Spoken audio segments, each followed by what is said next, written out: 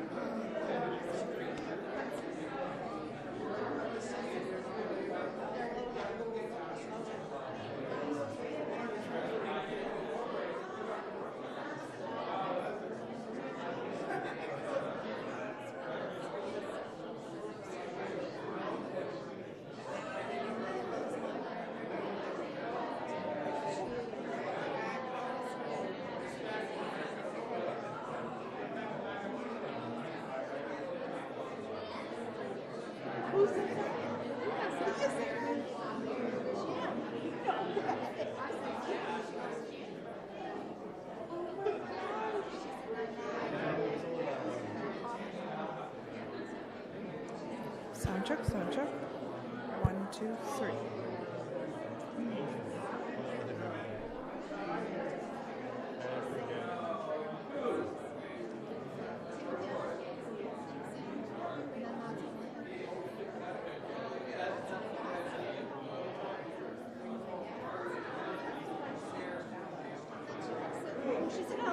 Oh, did she?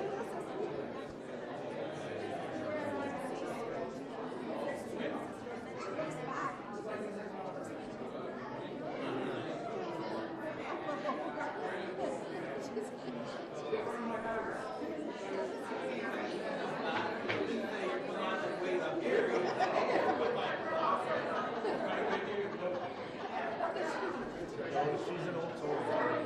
She's a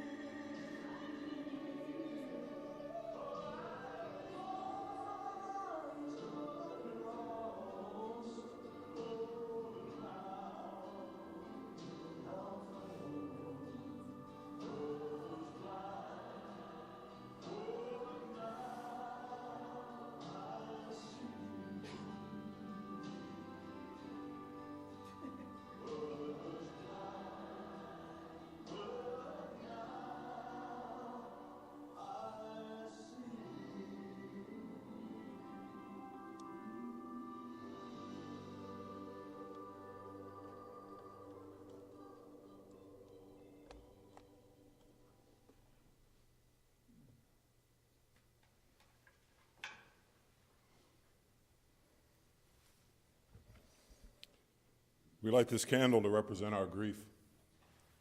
The pain of losing you is real. It reminds us of the depth of our love for you. It reminds us that our lives are now changed forever. And we light it for our love. We light this candle that your light will always shine. We cherish the special place in our hearts that will always be reserved just for you. We thank you for this gift that your living has brought to each of us. You are loved. You will long be remembered. Can I invite the family?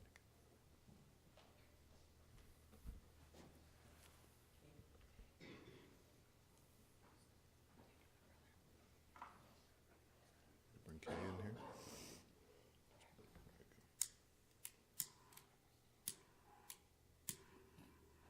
You got it, Ruben. Aim for the wick.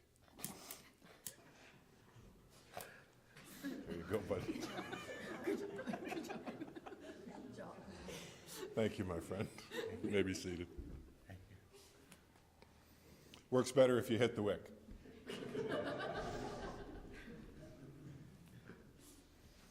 Well, I welcome each and every one of you today. My name is Reverend Philip Smith. I'm honored to be the funeral celebrant. As we gather here today in love and remembrance for this life of Bruce Kenneth Maracle.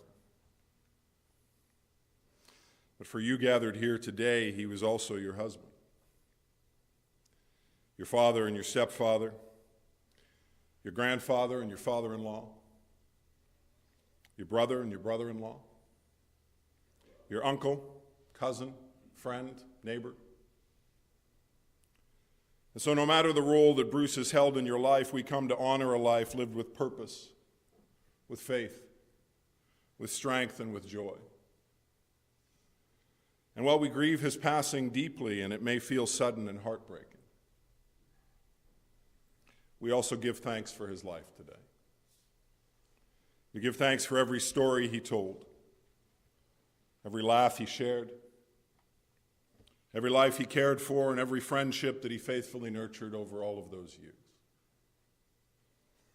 And this is the tension of faith, my friends. That in the very same breath we may cry tears of sorrow and whisper words of gratitude. We can mourn the loss of Bruce's presence, and at the same time, we can rejoice that his story lives on in each of you, in your memories, in the love he gave so freely. And so we do not just come to remember him today, but we also come to bring support to those who have loved him and will miss him more than most. His loving family. His loving partner in this life for this past decade shared his Kay. His loving daughter, Tammy Lynn, and her husband, Duncan. His loving son, Reuben, and his wife, Stephanie.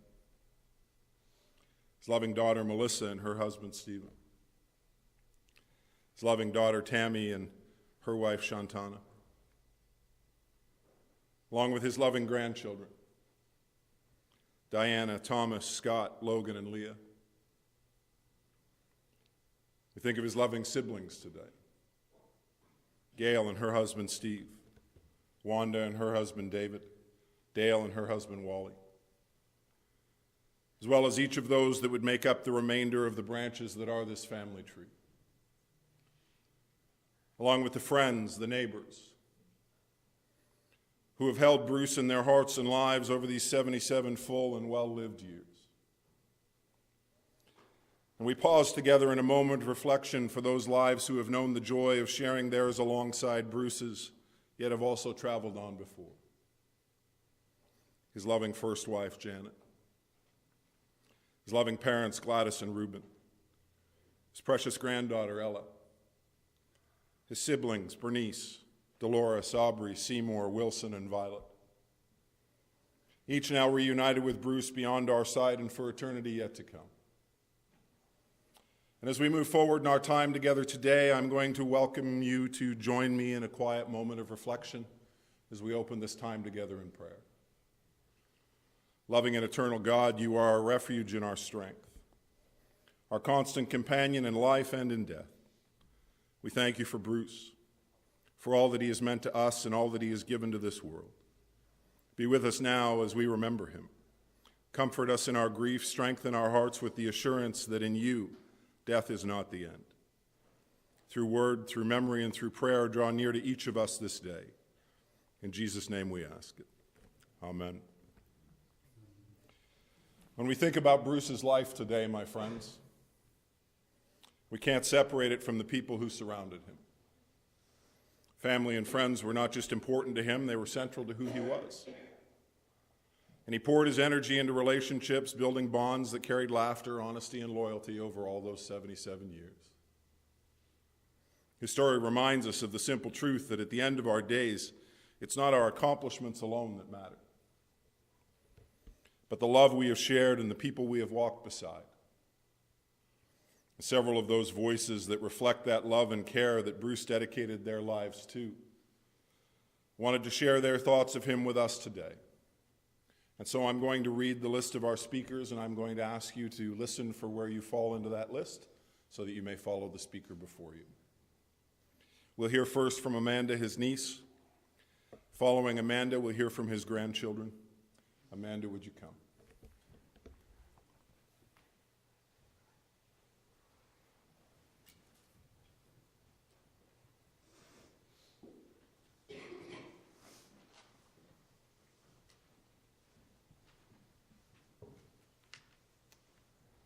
Thank you for that. I would just like to add Aunt Darlene and Uncle Warren in as siblings there as well. I believe they got missed on the list.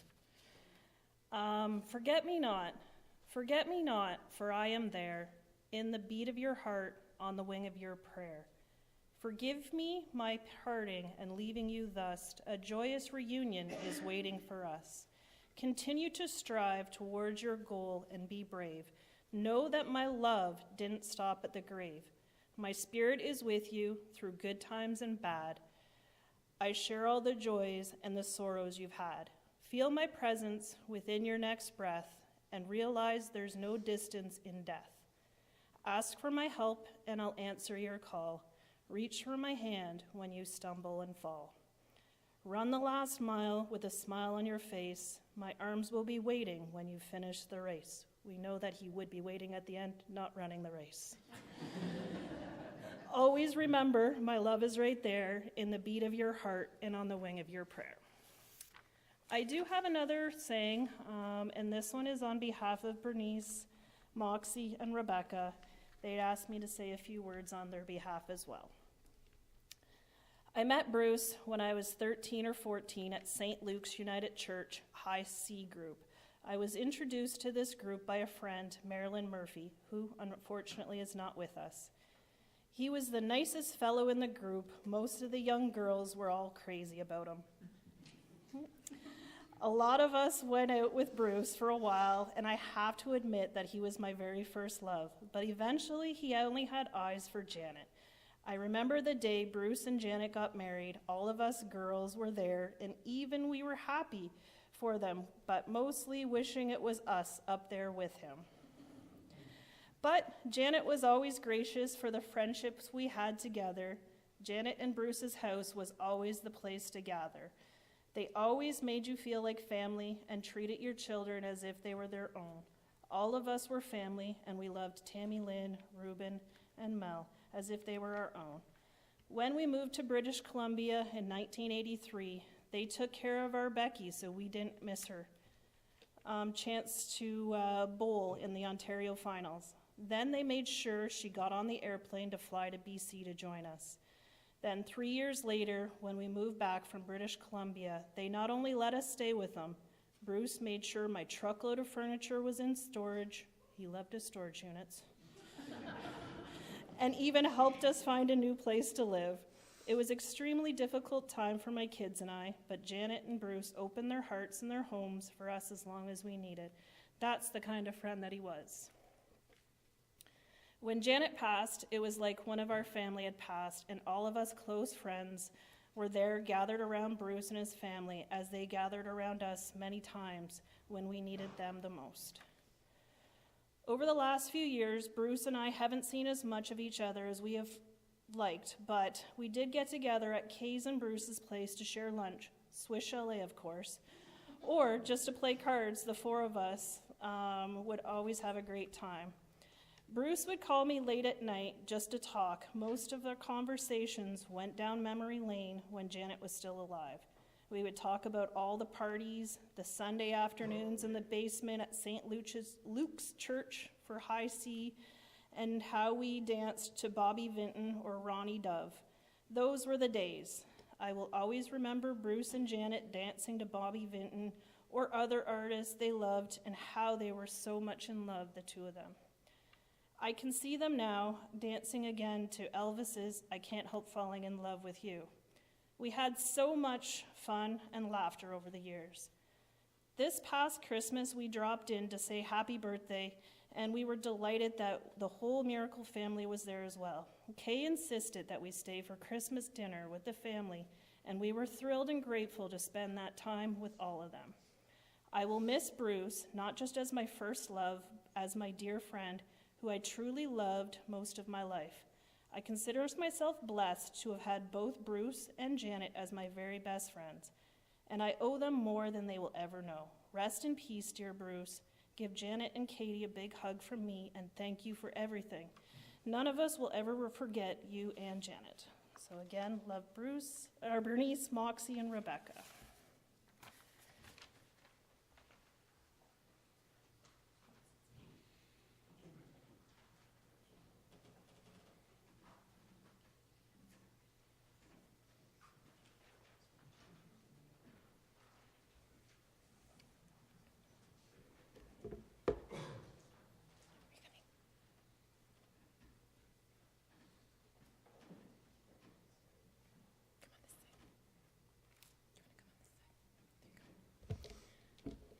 So being the oldest grandchild, I have so many memories with Papa from when I was younger, and I wanted to share just a few. As we were going through photos and memories, these were the ones that came to mind. So he used to work for a bakery and drove around late at night doing deliveries, delivering cookies and all the baked goods. All he had to do to get me to go with him was promise me a stop at McDonald's and some cookies, and I would go with him. I remember those late night drives through downtown Toronto. And definitely I was like 8 years old wandering around the streets of downtown Toronto late at night. Now I wouldn't do that. Going shop to shop, he would share random stories from when he was younger. We'd listen to talk shows on the radio, and he'd always have stories about the shop owner or security guard we were going to see. He always told me even if I wasn't hungry, I needed to accept whatever was being offered, so the next day he would be offered it again. Those late nights also meant him sending me to random fast food places for him, I'm sure, but he would always give me his debit card, first card I ever used, and whenever I said I don't know how to use this, he would just scream out his PIN at the top of his lungs across the road. This was before tap existed. I'm sure nowadays it would have been a lot easier. Then every Friday night after school, we would all go to Pizza Hut for dinner. I don't know why Pizza Hut, probably explains why I don't like Pizza Hut anymore. After we ate, while Mom, Dad, and Nanny waited for the bill, Papa would always take me and the boys next door to Toys R Us. Those little traditions meant so much. Even if we didn't end up buying anything, I could always convince him to get me a Barbie, though. Whenever I went to the condo where Nanny and Papa lived, I could always count on a big breakfast with home fries and a dinner of mac and cheese that I still haven't been able to recreate. I like to think that it's because of him that I love doing puzzles, and I've definitely passed that on to this little one right here. Even though I treasure those special memories of the boys and me being little, it was just as nice getting to watch him with Logan and Leah, spoiling them the same way he spoiled us. As the years went on, the memories changed, like now it was all about helping him log into as many Facebook accounts because for some reason, one just wasn't enough. As the oldest grandchild, my goal is to make sure my cousins always know just how special our Papa was and how much he loved them.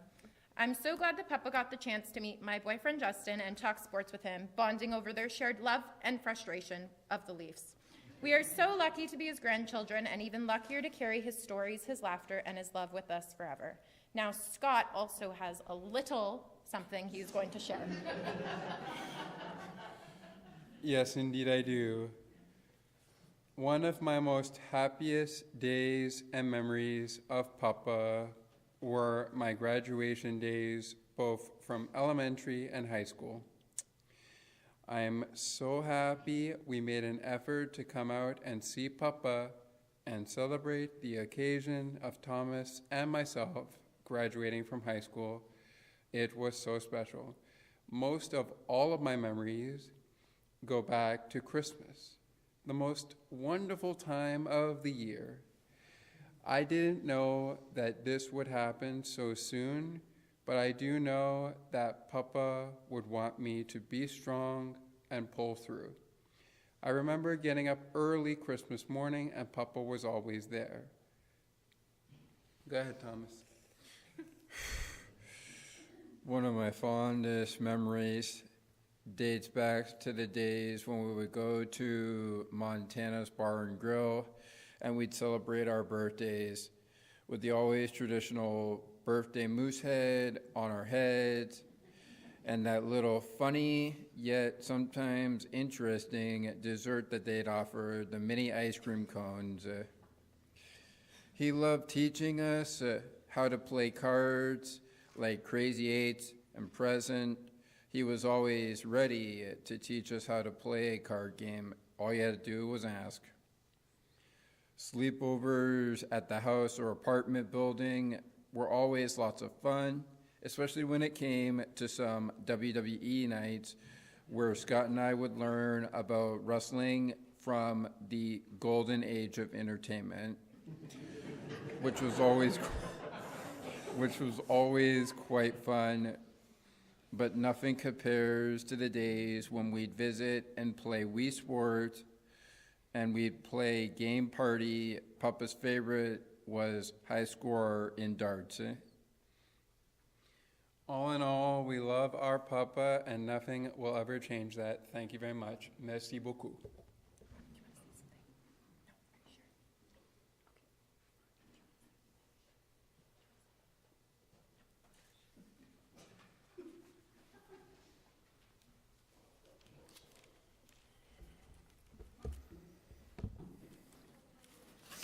Gentlemen, that may be one of my favorite ways to hear that I'm old. The golden age of entertainment. For those of you who understand what that means, that's our childhood.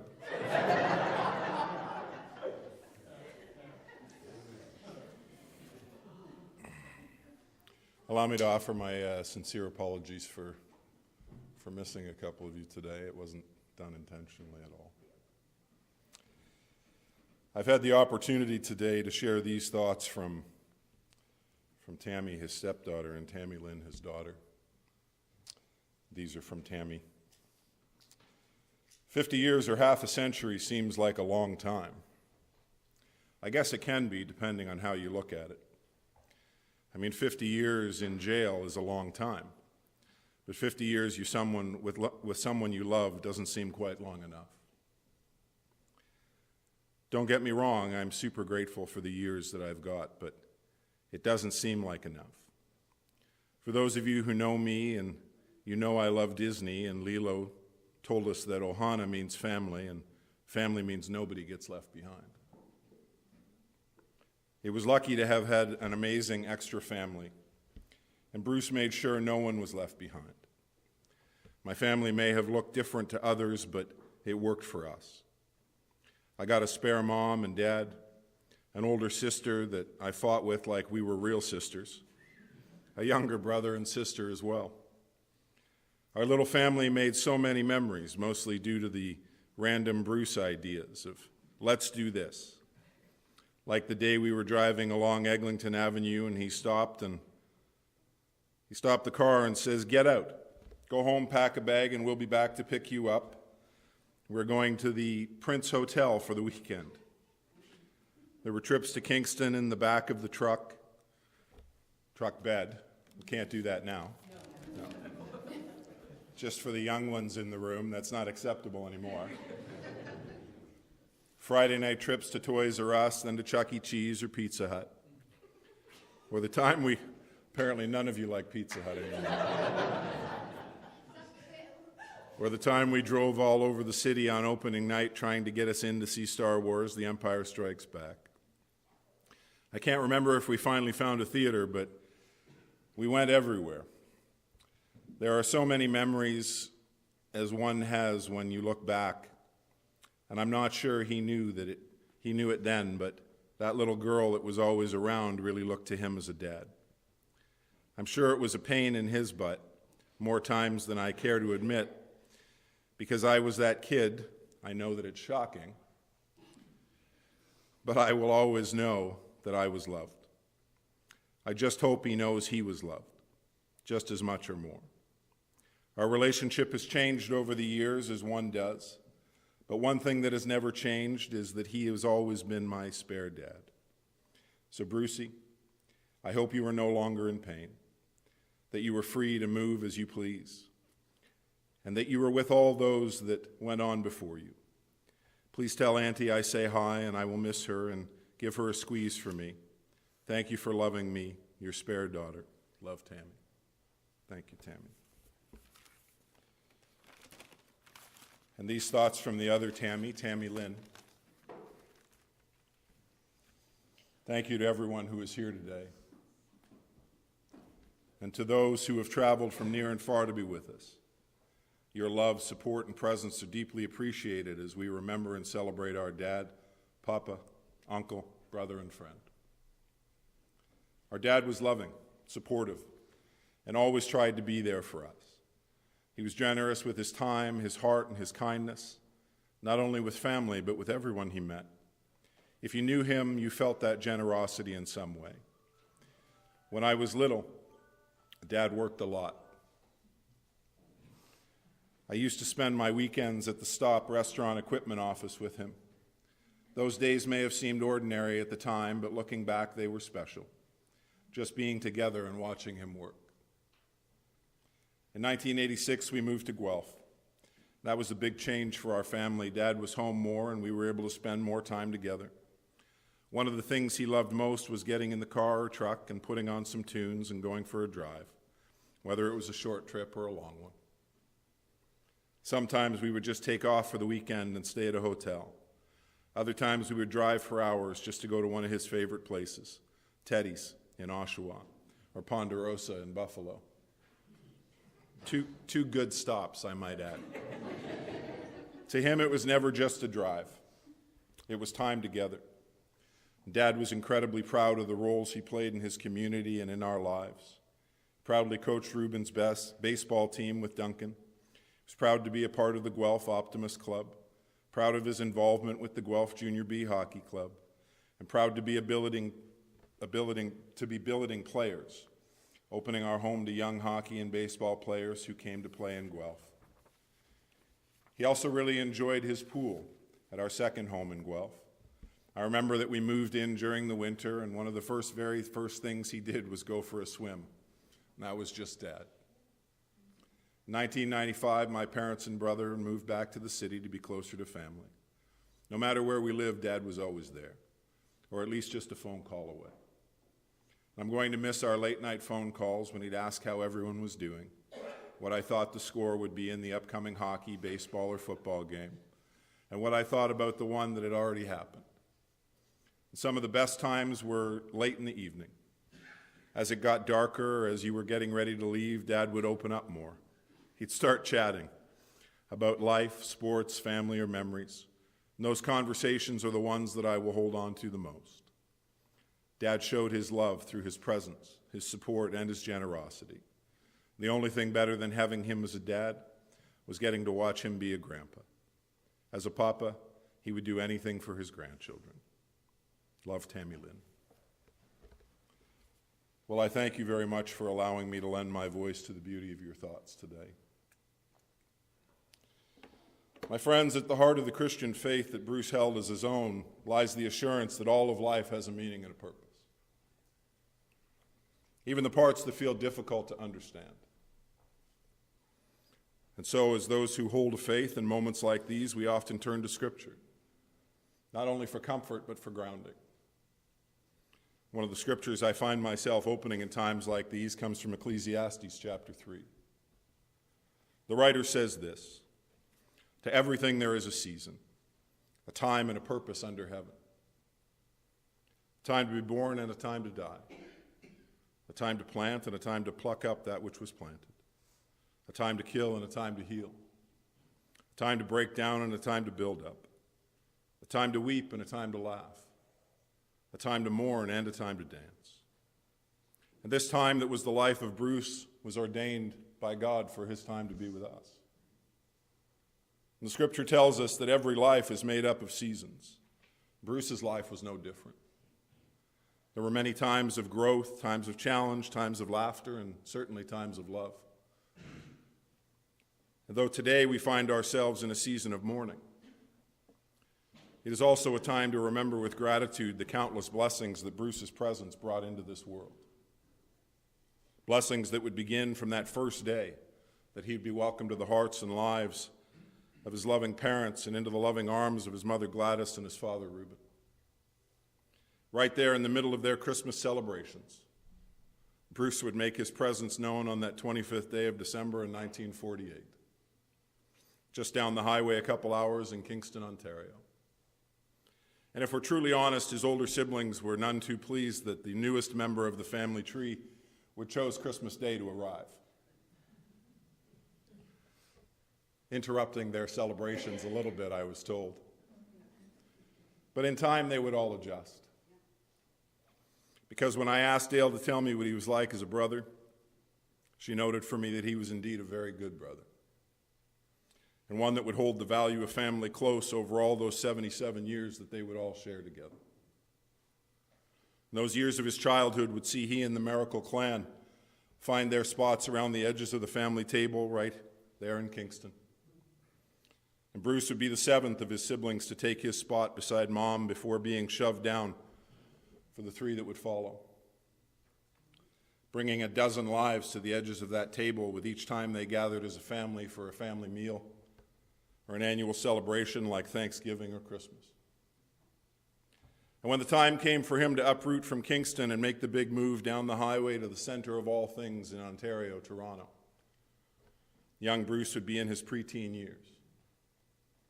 He would share those years in Toronto alongside the rest of those who would make Central Commerce their second home as their high school hallways. Bruce would pick up the skills that would see him become a great asset to the folks at Stop Appliance upon his graduation from high school. He would begin with them as their bookkeeper, and his gift of gab must have made him a great internal hire for the sales team as he would move in that direction over time. And when the ownership group talked about retiring, Bruce would gladly step up and take the business off their hands. He would move it from Toronto to Guelph. And those years in Guelph would see him live out the remainder of his days with the company before he would sell it off and take some sort of retirement plan for himself. Which retirement for Bruce simply meant that he would leave the 9-to-5 world and he would pick up a truck every night. 11 o'clock at night, there we go, straight from Kay. And he would deliver bread and snacks to those restaurants that use them to feed their hungry clients.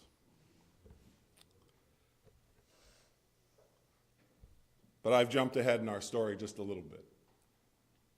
As it would be way back in 1967, as Bruce would first come to the city of Toronto, that he would be at a young adults group hosted by St. Luke's United, and he would first there meet his loving wife, Janet.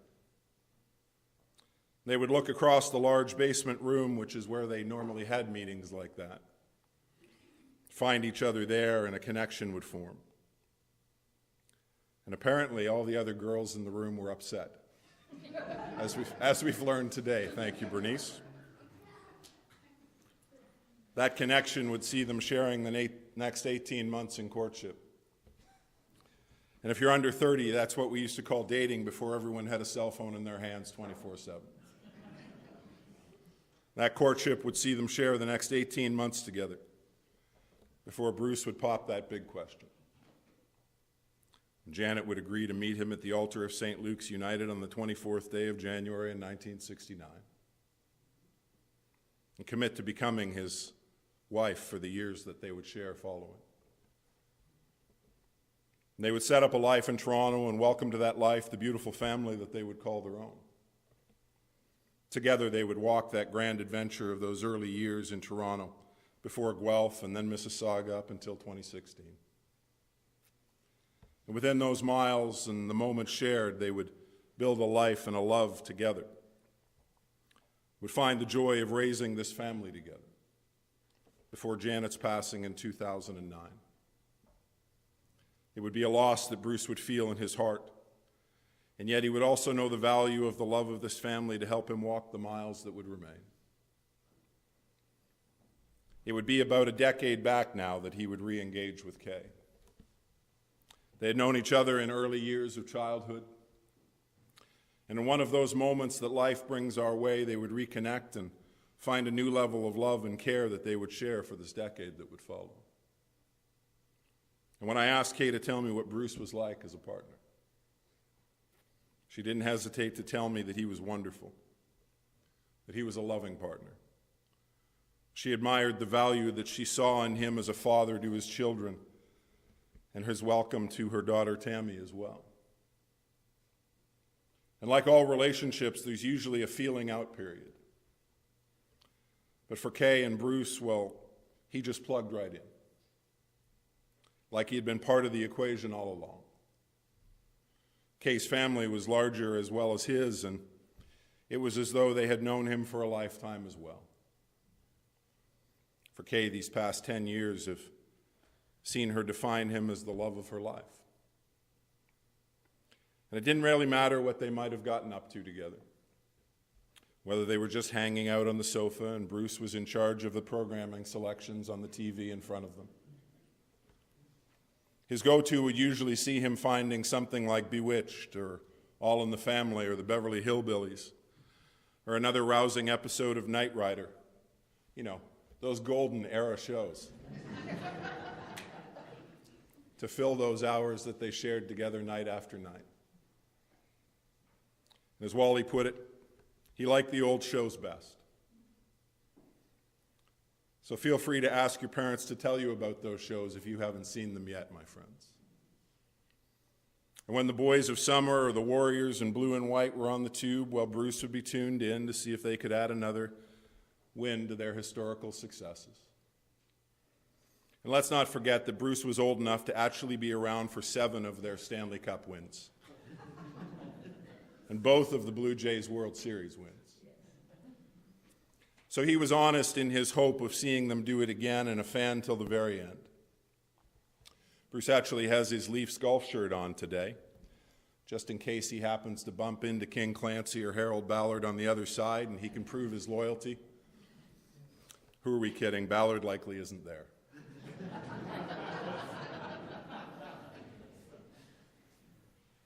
He loved to have his iPad close at hand so he could fill his hours with the games that brought him joy, just to keep in touch with these lives he loved so greatly. And while he wouldn't have many hobbies to speak of, he was always happy to be invited to play a game of cards. And if you've played cards with Bruce, well, you likely know why he was always invited, as apparently luck rarely ever sat beside him or on his lap. And his pockets would often be emptied out long before the last hand in that game was ever dealt. That's why Wally had him on speed dial anyway. But if that hand took place after midnight, well, that was okay with Bruce because that's when he got more talkative. He and Wally would often while away the wee hours of the morning just sitting in the car talking till 7 a.m. Of course, the wives would be a little upset, but they would get over it. And I'm told he loved a great meal. You might call him a devoted carnivore. And if he could have a steak or roast beef for every meal, well, he would have. Because all you had to do was whip up a roast or steak, and there he was eating it. And while he wouldn't really travel very much over his lifetime, he would certainly love those times that allowed family and friends together. He loved those moments in time that saw the kids and their families come together to create new moments and memories shared. Moments and memories held in times like this. The value of a holiday or a birthday dinner or even just finding that time to connect for a family visit. The welcome of those beautiful lives he loved so greatly in his presence. So many of those times shared with others would see him also enjoy the likes of Bernice and Moxie and Grant and Lori, the friendships that stretched for decades and never left his heart or his mind. It would be that same love and closeness that would help him to sustain over these past 5 years or so now as well. While the games of pool were not as plentiful as they once were, that love of music in his heart would still remain. Whether it was Elvis or Bobby Vinton or Ronnie Dove or anything that caught his ear and wouldn't let go. And if you were lucky, he might even bless you with a song. Perhaps his version of the 23rd Psalm or whatever tune he wanted to share in that moment. The stroke he would have about 5 years ago would now leave him with less mobility on his left side. It would mean that several of those things that he had once loved to do on a regular basis would be let go, as he would find a new path for each of his days. A path that would see he and Kay continue to build new moments and memories. He and his family would share new milestones together. With the arrival of new weddings celebrated and young lives welcomed, each one of those would bring a value to these years for Bruce to share in and to enjoy to the best of his abilities. And yet within these past couple weeks would come another fall. And while there had been others over these past few years, this one would be different, as it would see him admitted to Lake Ridge, Oshawa on the 27th of January, just a week ago today, this time to the CCU. And over the next few days to follow, Bruce would not be alone. He would know the love of his Kay and his children and their families, his siblings and his friends, to come and be with him, to share their moments by his side as his body would do his best to fight forward. It would be that strength that he would rely on in those days. And as much as the medical teams had to offer Bruce, there would come a point where they too would have nothing more to give than care and comfort. Bruce would find himself in the care of the palliative teams over his last few hours with us. And through each of those hours, just as he had for the decade that had come before, he would know the love and strength of his Kay, the love of this family that would surround him in the big and small ways that had always mattered most. So that Bruce would never question the value of that love that they had shared together, as he would know its value in the depths of his being with each hour that passed and those days shared. So that when the final moments of his life would come, the family would be there by his side on Saturday, the 31st day of January in this new year of 2026.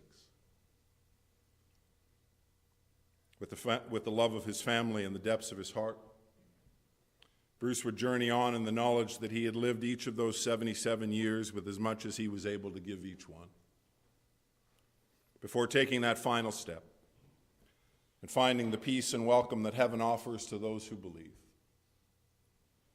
And here, dear friends, is where our faith speaks most clearly. Though this loss feels sudden, and though our hearts ache for more time, we also trust that Bruce is now held in the presence of God, healed, whole, and at peace once more. Bruce's life was not measured by its length, but its richness. His example showed us how to live fully, how to embrace adventure, to live deeply, and to make every day the best that it could be. And he showed us that friendships and family are not just a part of life, but they are the core of life. They are the gifts that give each day its meaning. Revelation chapter 7, verses 15 to 17 assures us, for those who have a faith in Christ and who die in that faith, never again will they hunger. Never again will they thirst. For the Lamb at the center of the throne will be their shepherd, and God will wipe away every tear from their eyes. Even in heartbreak, these words assure us that Bruce's struggle is now over. And what remains for him now is shelter, comfort, and peace. And so, as people of faith, we hold this tension of grief that is real and hope that is stronger. Bruce's life with us has ended, but his life in the presence of Christ has only just begun. And we who remain can hold thanks for the time that we have shared with him, the joy that he has filled our lives with, and for the memories that we each hold close each time we wish to share a moment with him once more. Would you join me as we pray? Our Father, who art in heaven, hallowed be thy name. Thy kingdom come, thy will be done on earth as it is in heaven. Give us this day our daily bread, and forgive us our trespasses, as we forgive those who trespass against us. Let us not be led into temptation, but deliver us from evil. For thine is the kingdom, the power, and the glory, forever and ever. Amen. My friends, as we begin to close our formal time of remembrance in this chapel today, and our steps take us from this moment shared, we will encourage you to continue to share the stories of Bruce, to hold close the lessons he taught us, and to live with the same intention that his life was. To cherish quality moments, to laugh, to love, to make the most out of each and every day. For though Bruce's time here has ended, his story lives on in each of you. In the faith you hold, in the love you share, and for some in the hope that is yours in Jesus. So let us go forward today, strengthened by faith, comforted by community, and inspired by the memory of a man who lived life for not just the number of its days, but the quality of each one. As we prepare to finalize our formal time here in this chapel momentarily, the directors here at Barnes Memorial will join us once again and lead us from this space. As we do make our way today, Kay and the Maracle family would like to extend an invitation for you to join them in the reception hall, just down the main hallway with the windows, for a time of continued memories of Bruce, as well as some refreshments and your continued shared memories of this life. Our reception time will begin following our final moments of farewell for Bruce out in the lobby. But in these moments that we have left, I'd like to share with you two final things, if I may. A reading and a final piece of music, both elements dedicated in love to Bruce today and his memory. The poet Albert Kennedy Rousseau pens these words. He says, "You can shed tears that he is gone, or you can smile because he has lived. You can close your eyes and pray that he will come back, or you can open your eyes and see all that he has left. Your heart can be empty because you can no longer see him, or you can be full of this love that you have shared. You can turn your back on tomorrow and simply live in yesterday, or you can be happy for tomorrow because of yesterday. You can remember him and only that he is gone, or you can cherish his memory and let it live on. You can cry and close your mind, be empty and turn your back, or you can do what Bruce would want. Smile, open your eyes, love, and go on."